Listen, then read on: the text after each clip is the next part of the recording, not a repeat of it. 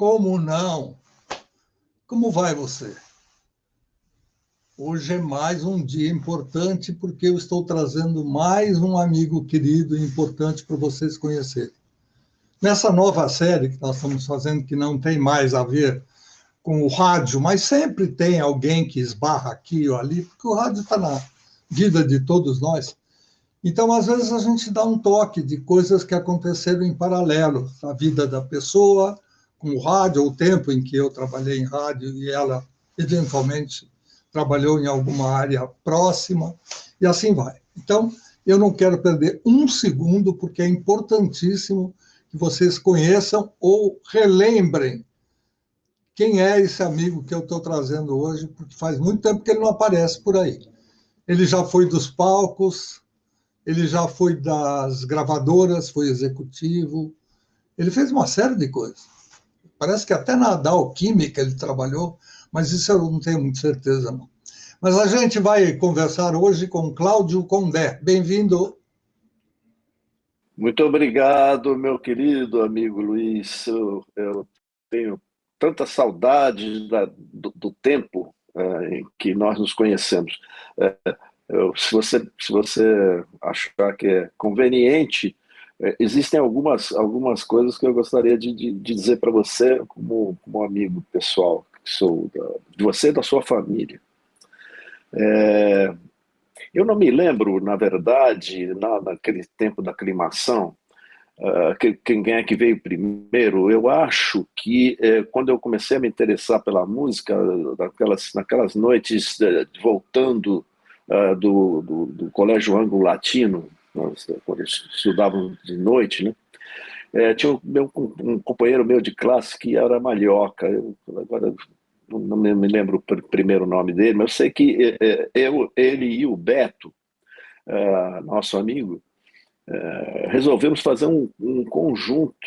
E o Malhoca morava ali no final da Guimarães Passos, né? Tinha uma casa muito bonita que o pai dele estava construindo, e ele tocava bateria. E eu acho, agora a gente puxando aqui pela memória, não sei se você vai se lembrar, eu acho que eu conheci você através do Malhoca, que era o primeiro baterista de uma primeira banda de rock garage que a gente tentou fazer lá na Aclimação, né? E aí eu conheci outros amigos e depois participei de grupos musicais, mas eu me lembro bem daquele período, de vez em quando, acho que até ia na tua casa, visitar sua mãe. Então, foi um tempo de descoberta. Eu tinha acabado de voltar da Itália, onde eu morei, e aí comecei a conhecer esses novos amigos, né? E você foi um deles que depois, muitos anos depois, nos encontramos no mundo da rádio, né? Que foi muito, muito importante. Então, eu estou muito feliz de rever você, estou muito feliz que a gente consiga puxar aí do fundo do baú alguns encontros, algumas histórias, e também te atualizar e atualizar o pessoal que está ouvindo a gente aqui sobre o que eu estou fazendo agora, o que eu já fiz, coisas do gênero, né? É por Então, aí. vamos começar do começo. Você adiantou um pouquinho, eu vou segurar o asterisco e eu vou querer saber, antes de qualquer coisa, onde você nasceu, porque sempre seu apelido para os amigos mais próximos foi italiano. Então, de onde veio o Cláudio Condé? O sobrenome é mais para o francês do que para o italiano, mas de qualquer maneira a gente quer saber um pouco disso para começar a história. Eu nasci, na verdade, na Vila Mariana, né? E depois morei grande parte da minha vida na Aclimação. Mas Condé, sim, é francês, porque eu tenho uma parte do meu pai era de origem francesa e a minha mãe era de origem italiana, ambos brasileiros. E por que da história do italiano é que nós moramos sempre naquela região da Vila Mariana, depois tivemos até lá no Jabaquara, aí voltamos para a Aclimação, ali na Castro Alves, e para quem mora nessa região, os nomes vão soar. Mas o que aconteceu foi que meu pai faleceu muito jovem, né? Meu pai faleceu com 38 anos, problemas de saúde, e aí minha mãe resolveu se mudar para a Itália, porque ela foi criada na Itália, e foi educada na Itália. E nós fomos, minha mãe e meu irmão, era uma família pequena, né? Um núcleo muito pequeno, e mudamos para a Itália, e lá tinham lá uns parentes da gente, e nós começamos a fazer uma vida lá. Eu estudei lá o período que se conhece aqui como ginásio, na época, né? Muitos anos atrás, naturalmente. Mas quando nós voltamos da Itália, fomos morar na Aclimação. E aí é que eu conheci os amigos, um pouco da história com a qual eu abri aqui, ó, a entrevista, e todo mundo me identificava como italiano, né?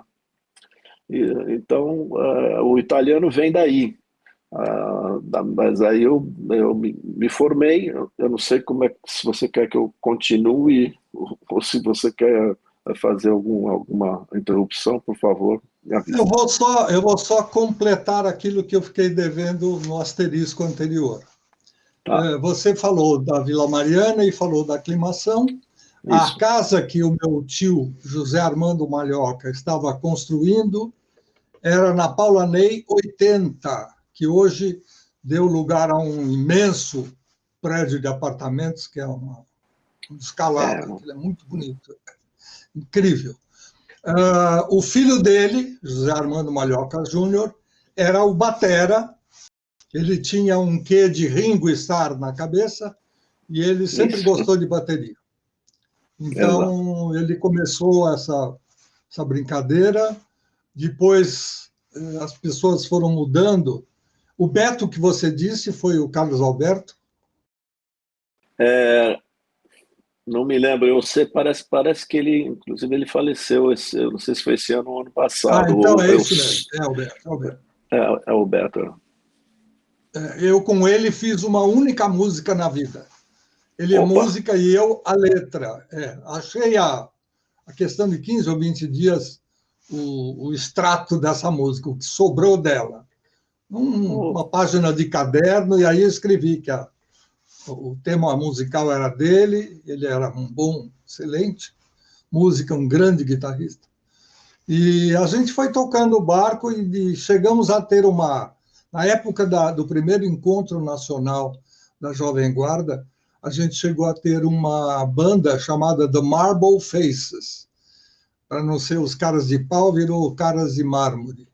E aí a gente participou, pegou lá o terceiro lugar, mais ou menos bom. Tinha muita gente boa na Aclimação, em todos os sentidos. Então a gente aproveitou. Mas você pode seguir daí, contando a sequência da sua carreira. Daí quando a gente volta da Itália, eu fui estudar no Ângulo Latino, que era lá embaixo, perto do Parque da Aclimação. Foi como eu conheci o Beto, e o Beto e o Armando Malhoca, que você acabou de lembrar, aquela casa que estava, na época, ela estava até em construção, mas aí de vez em quando a gente ia lá para conversar, bater papo, e tratar de assuntos da coisa da escola, né? Mas o que aconteceu aí começa uma outra história, porque eu estava trabalhando, estudava à noite, aí fiz uma série de amigos ali, dos quais você fez parte, acabei entrando para a Faculdade de Economia da Católica.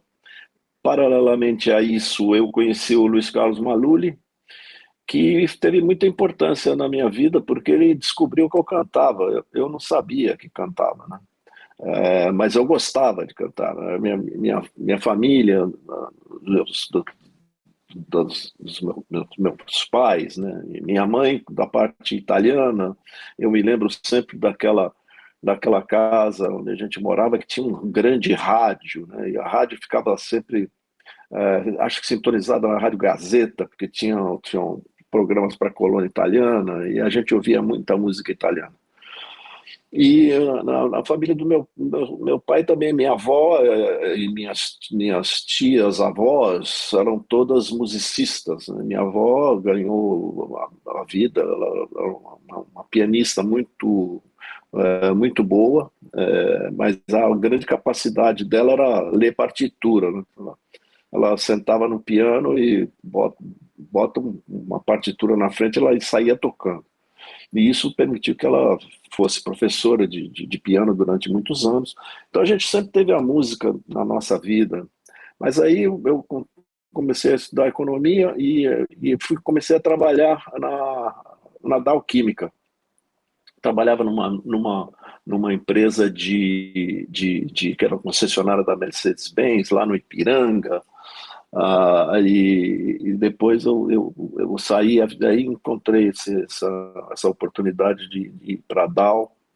Foi um período muito interessante, e aí perto de vocês, ou alguma coisa perto, na Frei Caneca com a Avenida Paulista, esse prédio ainda existe. E, paralelamente a isso, quando voltava da escola, da faculdade, né, um dia o Beto me falou, estou indo para frente e para trás nessa história, mas só para falar coisas, né? O Beto me falou, pô, eu tô tendo aula de guitarra aqui com um camarada que mora aqui na frente, na Guimarães Passos, o Luiz Carlos, a Luli, e então eu vou te apresentar ele. Uma noite daquelas, o que a gente fazia? A gente voltava da escola a pé, lá de baixo, e aí sentava lá na calçada, ainda tipo 11h30 da noite, e aí o Beto tentou, com toda a sua boa vontade do mundo, me ensinar a tocar baixo. Ele falou, tem que fazer um conjunto, então, Malhoca na bateria, eu toco guitarra, e você vai tocar baixo. Eu falei, pô, mas eu não tenho a mínima ideia como é que se faz isso. Aí o Beto tem uma enorme boa vontade de me ensinar, mas eu nunca aprendi a tocar aquilo. E uma noite apareceu o Luiz Carlos lá e o Beto falou, ele tá italiano, que a gente tem um conjunto, não sei o quê. Eu falei, pô, eu vi nascer, eu morei na Itália entre 60 e 65, e eu vi o surgimento dos Beatles, né? E que foi um impacto, né, na minha vida, na vida de milhões de pessoas no mundo. E eu gostava muito de música e comprava aqueles 45 rotações e ouvia até gastar. E comecei a tirar as letras das músicas e pedir ajuda aos amigos, e isso me ajudou muito depois, futuramente, a melhorar o meu inglês, né? Porque falava tudo de ouvido.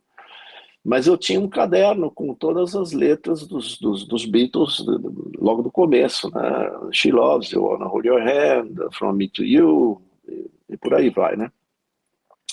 Aí o Luiz falou, pô, então vou lá dentro pegar o violão, você vai cantar uma música aqui, eu já só sabia aquelas letras de cor. Aí ela foi ali naquela calçada, sentado ali, eu, o Beto e o Luiz, e eu cantei. Ele falou, porra, legal, você canta. A gente tem um conjunto só instrumental. No fim de semana você vem aqui, você vai cantar umas músicas aqui.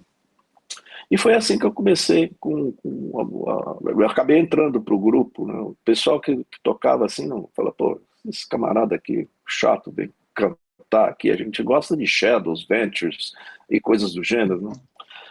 Aí, mas aí quando foi entrar Rolling Stones, Animals e Beatles e coisas do gênero, e no fim o grupo virou um grupo sério de garagem, porque a gente era muito perfeccionista, a gente queria ensaiar todo fim de semana, e no fim acabaram surgindo possibilidades da gente tocar nos colégios, no Santa Doroteia, no Círculo Italiano, porque eu também cantava umas músicas em italiano, né? Então era uma coisa assim meio diferente. E essa é a parte da música, né? Mas eu só vim a trabalhar com música realmente em 1976, quando eu entrei Quando é que para você se Poligram. profissionalizou? Quando é que É, virou conjunto para valer e você foi entronizado no consagradíssimo Lee Jackson? é isso. Isso foi, eu acho que foi no ano 68, por aí, ou 68. Não, foi antes, acho que foi 65, 66. A gente já tinha um grupo, né? O grupo aí foi evoluindo, chamava Madsman, e aí o nosso contrabaixista entrou na faculdade de medicina, porque estava todo mundo estudando, todo mundo querendo buscar uma profissão, né?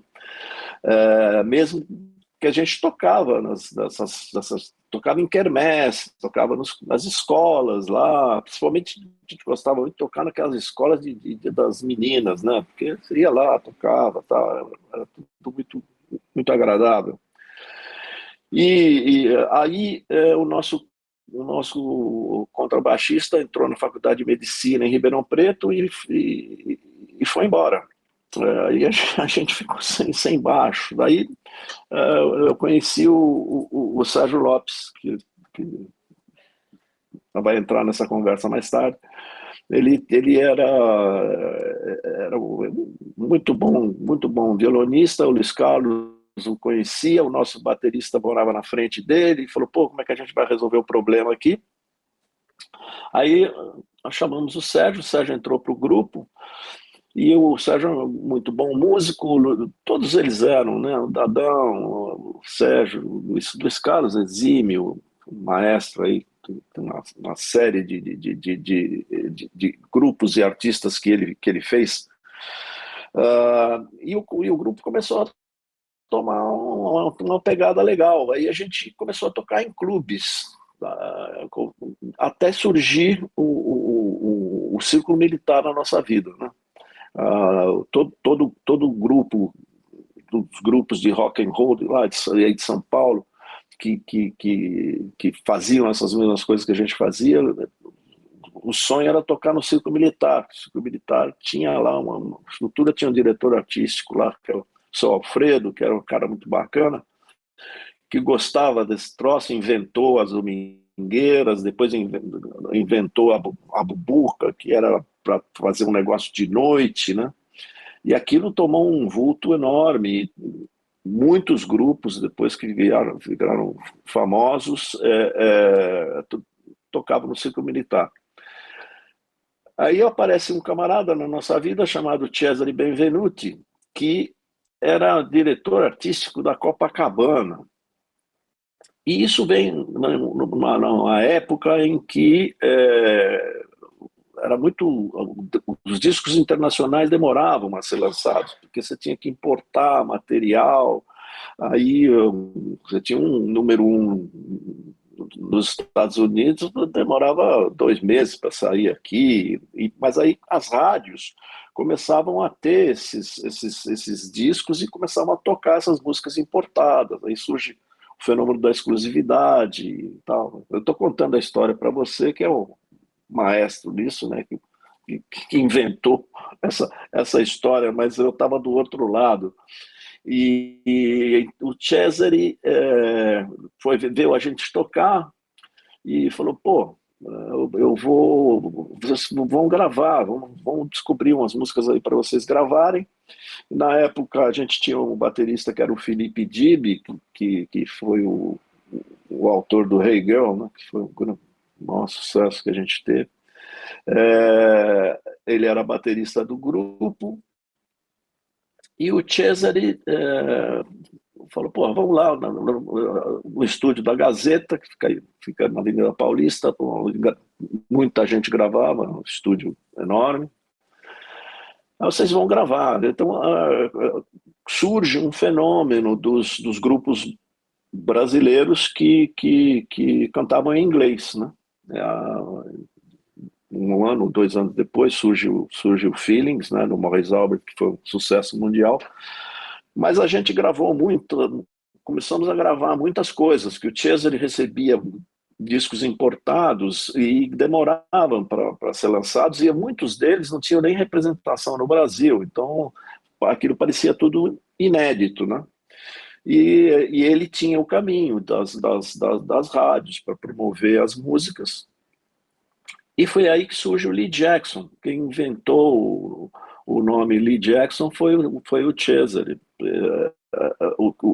Muitos nomes de bandas na época surgiam, todos tinham nomes ingleses ou americanos, né, que cantavam em inglês para fazer uma conexão. Daí surge o Lee Jackson. E a gente começamos a gravar covers, e até que gravamos o Hegel. E o Hegel foi um sucesso muito grande no Brasil, na América Latina inteira.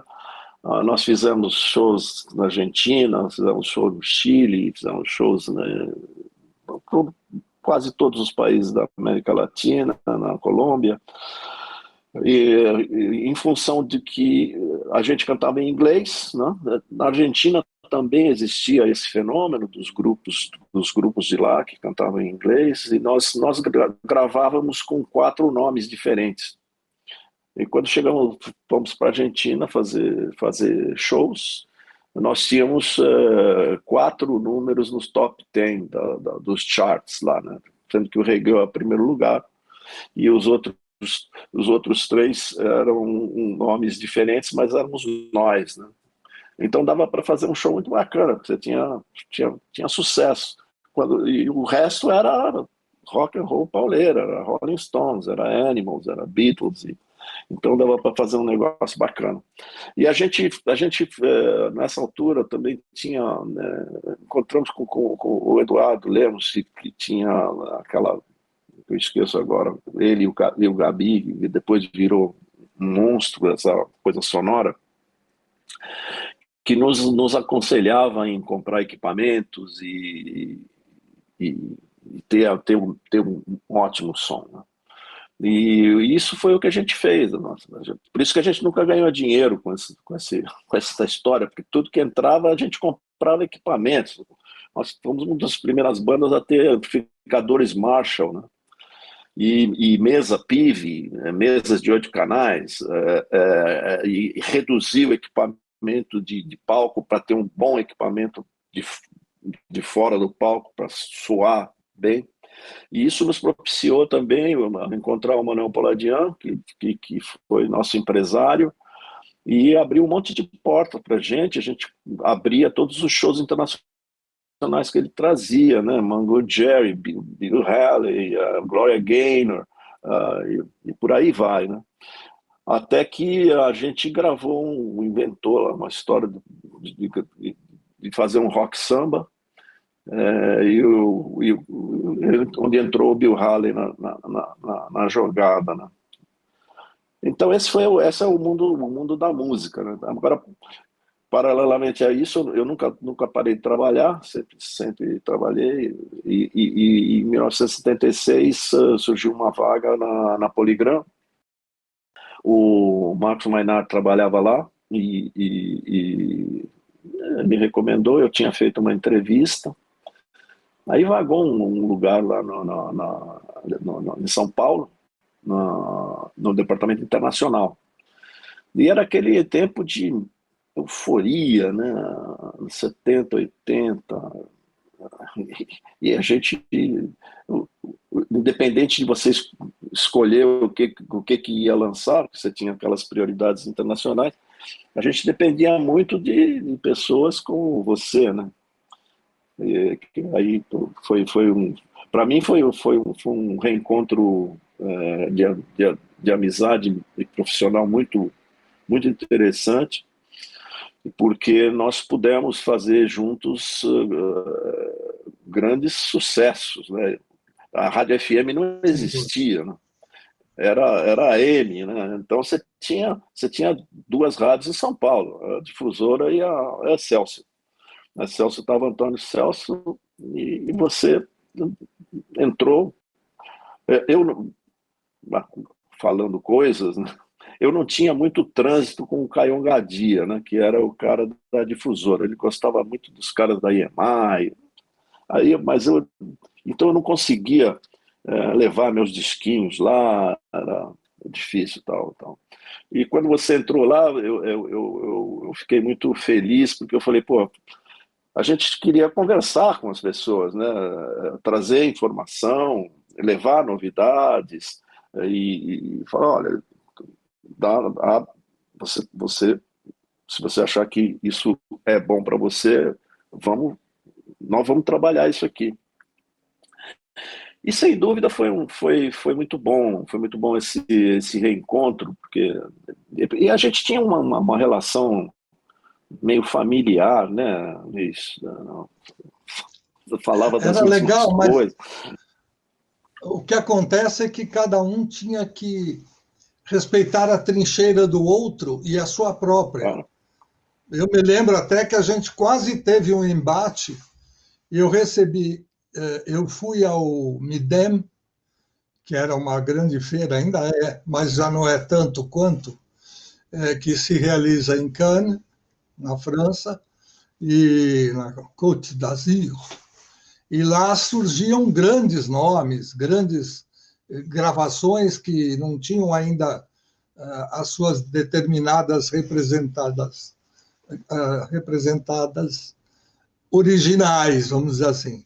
Ou seja, o sujeito ia lá para vender para alguém.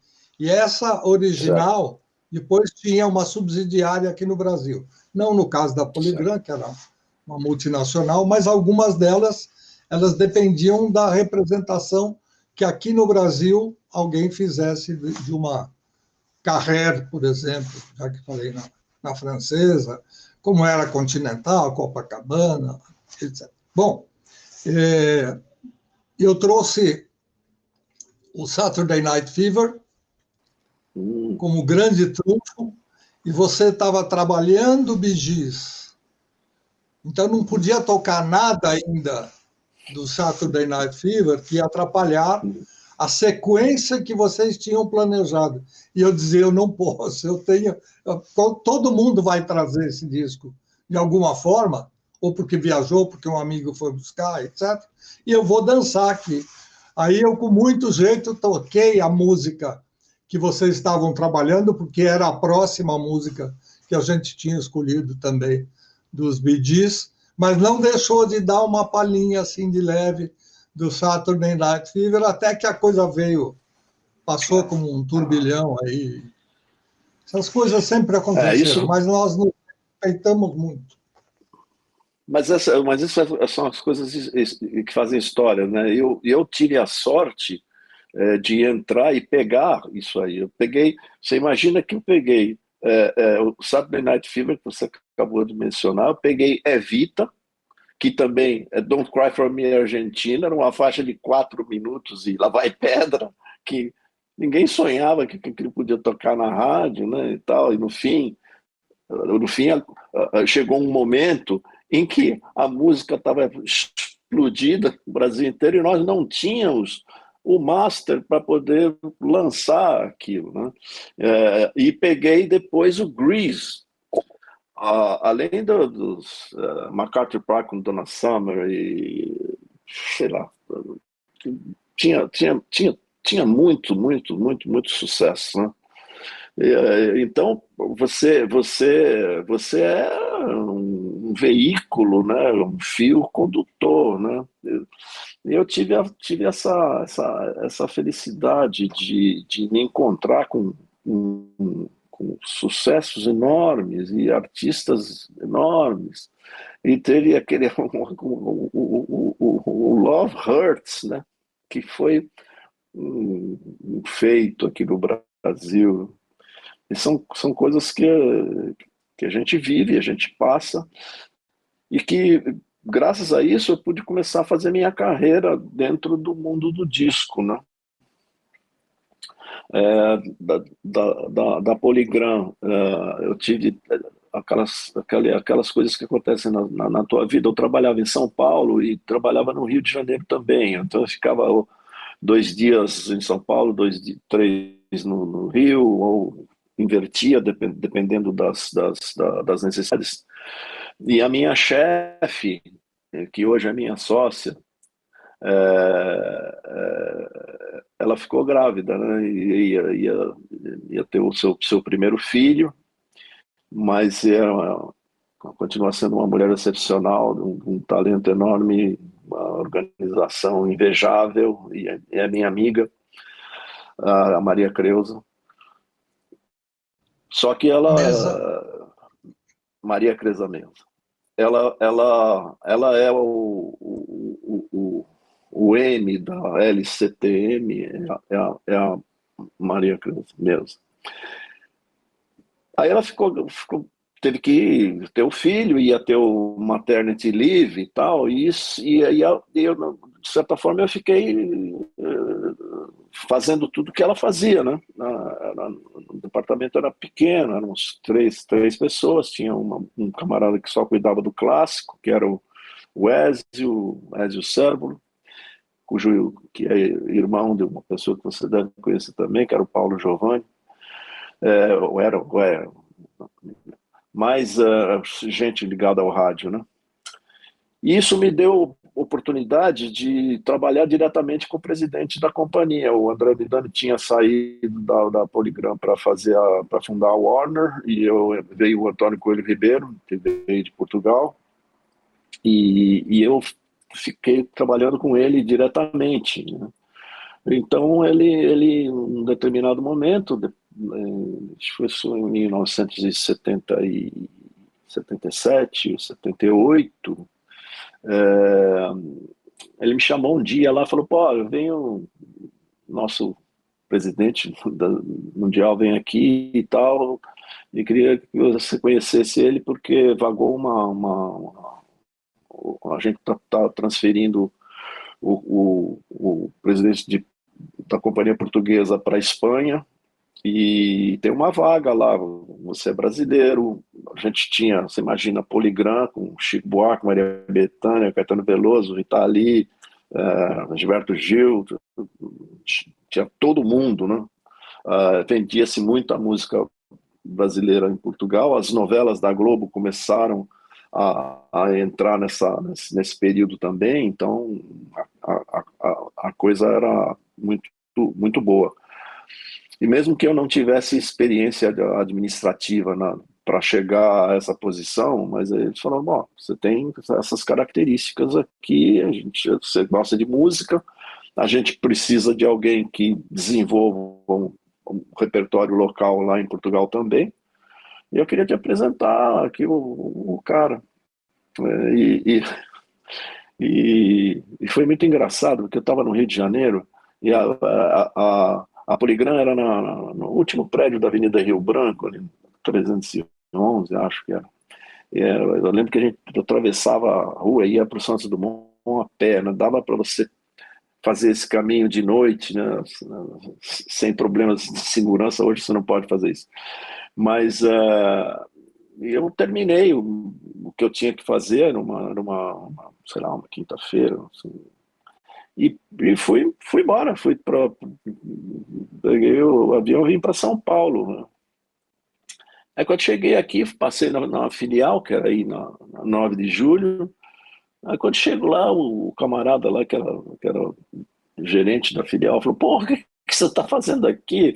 A secretária do presidente está doida atrás de você. Eu falei: porra, ninguém me falou nada, eu vim embora.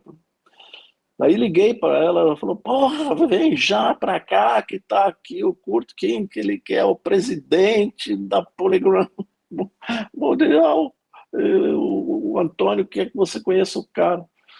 Aí eu voltei para o aeroporto, peguei o avião, fui para o Rio de Janeiro. Aí tive uma entrevista com ele, e aí Aconteceu, ele me convidou se eu queria ir. Pô, eu já tinha morado fora do Brasil, né?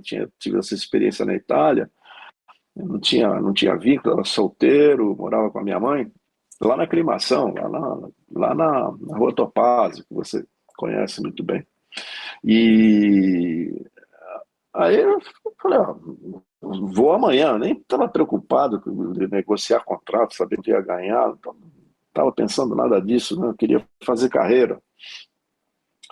E aí ele falou, tá legal, então, achei que o papo foi bom e tal. Ele falou, você vai, vai para lá, não vamos te mandar fazer, você vai fazer um assignment em vários países da Europa para conhecer a organização. Você vai para a França, vai para a Holanda, naturalmente.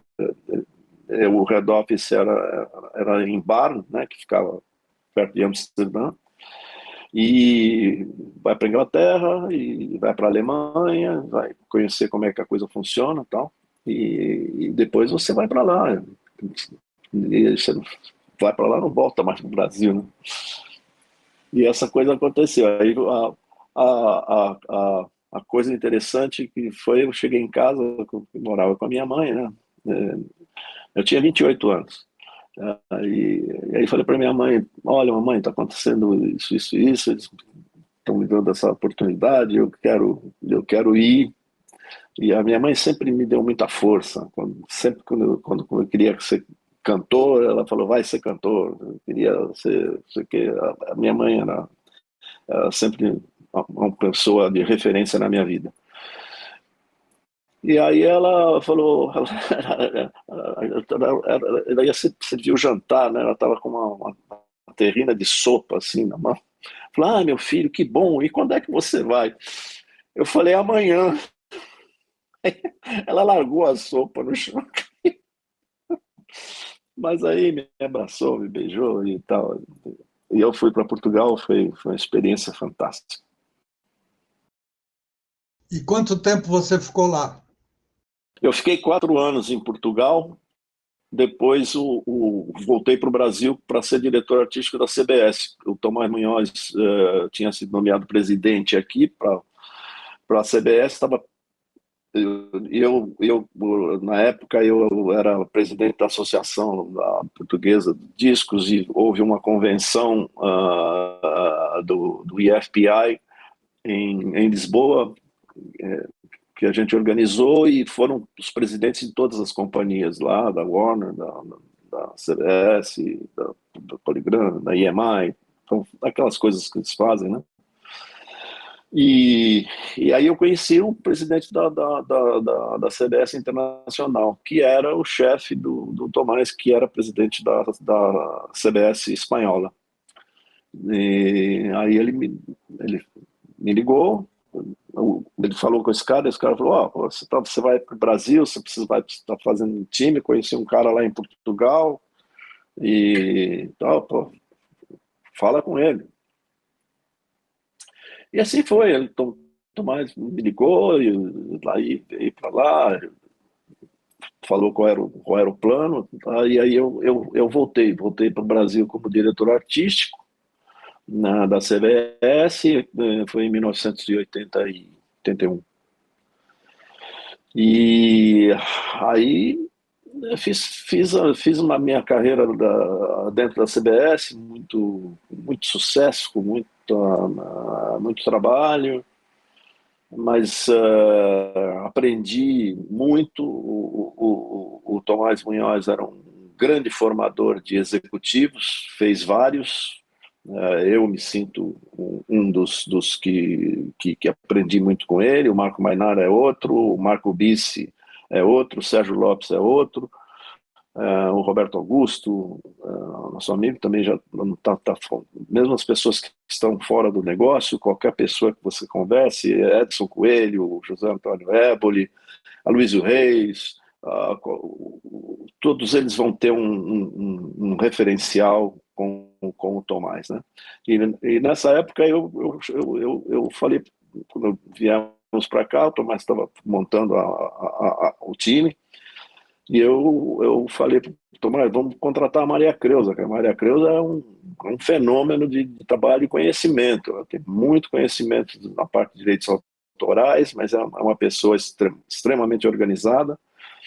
Aí eu convidei a Maria para vir, para fazer o time com a gente, e de fato foi uma experiência muito boa.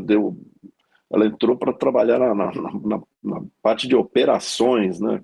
Aquela coisa de fábrica, na época que tinha fábrica, né? Vinil, cassete, aquelas coisas, plano de lançamento, importar material. E, claro, ela tem uma força administrativa muito grande. Tomás se apaixonou por ela, porque é aquela pessoa que você tá do seu lado, e aquelas coisas que começam a acontecer e de repente tem alguém que bota a ordem na casa, né? Então são pessoas importantes. Aí o Sérgio era da parte artística, depois ele foi diretor artístico também comigo. O Maynard foi diretor artístico e depois foi para o México, foi ser presidente da companhia mexicana. Então, foram momentos muito intensos dentro da área do entretenimento. Bom, nós já tivemos agora até uma, né, en passant, mas a gente já teve uma ideia dos nomes que você citou, que foram integrantes da banda Lee Jackson, e por coincidência, acho que é um único no mundo esse exemplo, que a maior parte, né, de uma banda, ou quase que totalmente, tirando o Luiz Carlos, que se configurou um excelente produtor musical e até hoje com estúdios novos e próprios e tudo mais, ele continua revelando artistas, criando sonoridades para determinados cantores e cantoras ou bandas, enfim. E a banda Lee Jackson, então, em sua totalidade de membros que eram cantor, os instrumentistas e cantores também, todos eles foram trabalhar e chegaram ao auge da carreira de um executivo de gravador. Isso é um exemplo muito legal que prova que a capacidade das pessoas não pode ser subestimada e muito menos deixada de lado, porque quando você consegue conjuminar, como diz o outro, a coisa fica em altíssimo nível e chega onde chegou.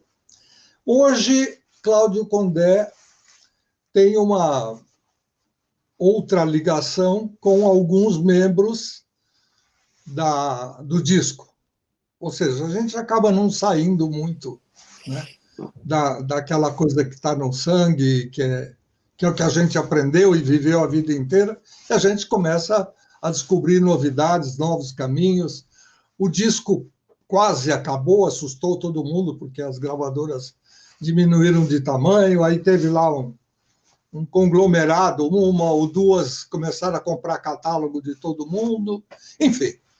O mundo do disco, do mesmo jeito que o mundo do cassete, do videocassete, do LP, que vai e volta, até hoje o nosso querido compact disc, o CDzinho, já não é mais, é ainda, mas não é mais o rei da cocada preta. Então, como é que está o disco hoje e como é que está o Cláudio Condé no mundo novo do disco? Olha, eu me afastei do disco em si, né, das companhias, foi em 2007, né, porque eu a gente pulou esse período que foi em 1991. Eu era presidente da Sony Music aqui no Brasil, aí fui convidado para ser presidente da Sony Music na Espanha. Eu achei uma oportunidade interessante, é muito boa. Como eu te disse anteriormente, eu já tinha vivido fora do Brasil, então eu tinha essa facilidade, né, de me adaptar. E eu fui para a Espanha para dirigir a companhia lá. A companhia estava em quarto lugar, né, no mercado. E eles precisavam mexer, né? Aquelas coisas que acontecem nas corporações. Eu fui com um contrato de 3 anos para lá, para ser presidente da companhia, acabei ficando 12 anos, e foi um período fantástico de revelação de artistas locais, né, milionários, com a Oreja de Van Gogh, Mônica Naranjo, Rosário Flores, e Açúcar Moreno, muitos artistas locais importantes, e desenvolver também o repertório latino, com os primeiro capitaneado pelo Júlio Iglesias, naturalmente, né, mas que era considerado um artista internacional. Depois veio Ricky Martin, veio Cheyenne, veio Gypsy Kings e uma série de outros, e lá eu também tive a oportunidade de trabalhar com os grandes da música do mundo, né, como o Michael Jackson, por exemplo, que eu tenho um amigo meu, presidente da companhia italiana, que falava uma frase lapidar, né? Ele dizia: pô, nós com o Michael, nós somos grandes. Então é um momento único você trabalhar com pessoas desse calibre, né, de sucesso mundial, ter contato, e aprender, né, principalmente, né? E aí veio Mariah Carey, Celine Dion, uma fileira de gente que a gente pôde ter contato, e também entrar mais dentro do mundo latino, com a Gloria Estefan, com Shakira. Tudo isso surgiu nesse período que eu trabalhei na Espanha, e eu me sinto parte disso, né? Cada um dá a sua contribuição. Então esses 12 anos de Espanha foram muito bons. Aí eu saí, voltei da Espanha para o Brasil para ser presidente da Warner. Fiquei na Warner Music 5 anos, uma companhia com características muito diferentes, né? Mas a gente fez coisas também lá. Eu peguei a retomada do Rapa como grupo, contratei a Maria Rita, consolidamos aqui o Maná, que é um grupo mexicano, né? Mas começou a vender disco, tinha um catálogo internacional muito interessante. Aí eu desliguei, né, em 2007, e fundei uma distribuidora, uma pequena distribuidora de produtos audiovisuais, filmes, séries, coisas do gênero. Me associei com uma profissional maravilhosa lá de São Paulo, Denise Jancar, tem 30 anos trabalhando com cinema. Então conhecia muito esse ambiente, e aí nós começamos a comprar coisas, naturalmente, para vender para televisões independentes, né? Porque você entra dentro dos canais alternativos e tal. Então também foi um outro período de trabalhar com produtos que eu nunca tinha trabalhado antes, que era mais trabalhar no ambiente das licenças, né? Aí veio a pandemia, né, e tal, o que a gente vai fazer? Aí eu comecei, o importante do Lee Jackson, o importante daquele núcleo que a gente fez, nós ficamos 8 anos tocando juntos, foi muito, muito bom, e nós somos amigos até hoje. Nós falamos de vez em quando, às vezes falamos mais, às vezes falamos menos, mas sempre estamos unidos. O Sérgio Lopes e o Marco Bis estão morando nos Estados Unidos, o Mainar está em São Paulo, eu estou aqui no Rio, o Maluli está em São Paulo, mas nós mantemos esse núcleo unido, né? São uma vida de amizades. Aí um dia, conversando com o Sérgio, eu falei: olha, tem um pessoal aí do Canadá que criou uma plataforma para revelar novos artistas e não sei o quê, eu não vejo muito bem, tenho que aprender mais disso e tal, o que você acha? Aí a gente começou a conversar sobre essas coisas, né? E foi no surgimento das vendas dos catálogos, né? de repente, o catálogo do Bob Dylan foi vendido para a Universal, né? Sei lá, na época, acho que eram 300 milhões de dólares, uma coisa assim absurda, né? Você fala, pô, a gente tem um histórico na nossa carreira, nós conhecemos muitos artistas, nós temos que entrar dentro desse segmento, vamos começar a falar com as pessoas e tentar encontrar investidores, né? Porque esse é um negócio que tá surgindo. O Bob Dylan vendeu a carreira dele toda, e aí vieram as outras vendas de catálogo, né, multimilionárias, né? Provavelmente está falando dos Estados Unidos, aí vem o Bruce Springsteen, Sting, Red Hot Chili Peppers e muitos outros artistas. E nós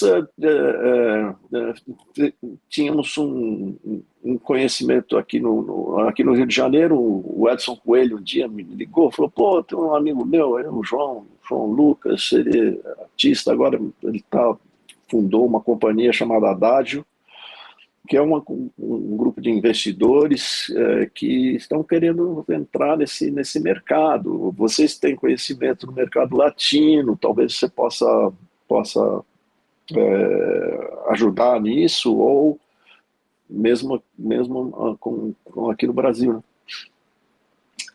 Aí eu liguei pro João Lucas. O João Lucas é um amor de pessoa, sujeito adorável, tal. Bom, fizemos lá um acordo e a gente falou, vamos buscar coisas. A gente conhece muitos artistas, conhece muitos empresários, vamos começar a mexer nisso. Daí eu falei para o Sérgio, escuta, mas a gente precisa de alguém que conheça a parte operacional, a parte técnica disso, né? Nós estamos falando de um mundo de direitos, são um mundo de direitos autorais. Vamos chamar a Maria para se juntar a nós. Maria imediatamente subiu no trem. Hoje ela mora na Bahia, né? Mas ela resolve todas as coisas. Ela tem uma empresa própria de gestão de direitos autorais há acho, 25 anos, ou 30 anos, não sei, uma coisa assim. E o Sérgio era muito amigo do Alberto Traeger. O Alberto Traeger foi durante muito tempo o empresário do Tom Jobim, e depois foi empresário de vários outros artistas, Sidney Magal, Ed Mota, Paulo Ricardo, Rosana. Então era um camarada da área do entretenimento, né? E a gente achou que essa formação desses quatro caras poderiam trabalhar juntos. Daí surge a LCTM, que é o Lopes, Condé, Traeger, Mesa. A LCTM é isso, nós somos brokers de unir duas pontas, né? Acabamos, depois de um ano e meio de trabalho nessa área, a gente conseguiu fechar um contrato muito importante com um investidor inglês, que foi o contrato da Erika Ender, que, entre outras coisas, é uma das autoras do Despacito, e que é nossa amiga. Nós a representamos em várias áreas de desenvolvimento de branding, que é uma das especialidades do Sérgio e do Traeger também. Nós temos algumas outras representações de desenvolvimento de marcas, ou seja, a finalidade dessa companhia é monetizar o valor intelectual dos artistas, dos criadores. E, em função disso, nós criamos, numa associação com o Marcos Nobel, um prêmio de preservação da natureza, que é o Marcos Nobel é um membro que não tem nada a ver com a Fundação Nobel, mas ele tem uma fundação que foi feita pelo pai dele, que se chama United Earth, e cuja finalidade é preservar os valores da natureza, um assunto que está muito na moda agora, né? mas que, no nosso caso, quando a gente bolou o United Earth Amazonia Award, que foi feito em 27 de fevereiro, a gente fez um evento lá em Manaus. Os primeiros 2 artistas que a gente escolheu e que aceitaram receber esse prêmio, né, em reconhecimento às contribuições que eles fizeram durante a carreira deles, foi Roberto e Erasmo Carlos. Infelizmente o Erasmo faleceu, mas o Roberto esteve lá, e o Léo Esteves, que é o filho do Erasmo, também esteve no evento. E, paralelamente a isso, o prêmio é um prêmio para escolher pessoas ou empresas que estão cuidando da sustentabilidade da floresta, da amazônica. Então, nós fizemos uma análise, nós temos um grupo de ESG, né, que faz essa seleção dessas famílias ou empresas que vivem da terra e fazem um trabalho de sobrevivência. Então, nós conseguimos reunir 22 projetos. São projetos educacionais, são projetos de preservação da terra, são projetos educativos. Desses 22, saíram seis vencedores que atendiam as referências que a gente estabelece e que são certificadas pela Ambipar, que é uma companhia certificadora desses eventos. E fizemos um evento no Teatro da Ópera de Manaus, com a orquestra sinfônica, no caso foi a orquestra de câmara, porque não cabíamos todos lá, e foi muito bonito, foi muito agradável. Digo sem nenhuma pretensão, o Roberto ficou muito feliz com esse reconhecimento, porque foi a primeira vez que alguém lembrou dessa parte, né, da carreira dele, dele com Erasmo, que vem dos anos 70, 60, meados de 60 para frente, né? Sempre ele pregou com o Erasmo, ou alertou sobre o que estava acontecendo, né? E aí o Amazônia vem por causa da canção que ele tem, né, que é a Amazônia, que é uma canção emblemática, e onde ele já dizia: a Amazônia é a insônia do mundo, né? E nós estamos agora com essa empresa, e eu estou muito animado, muito feliz. Nós estamos buscando oportunidades, e usando aqueles anos de experiência que a gente tem, e uma forma também de você pessoalmente se manter ocupado, né? E se você tiver alguma recomendação a fazer com relação a algum contato, saiba que nós vamos à luta. Conversaremos a respeito. A única coisa triste que eu tenho que falar para você é que o nosso tempo chegou ao fim.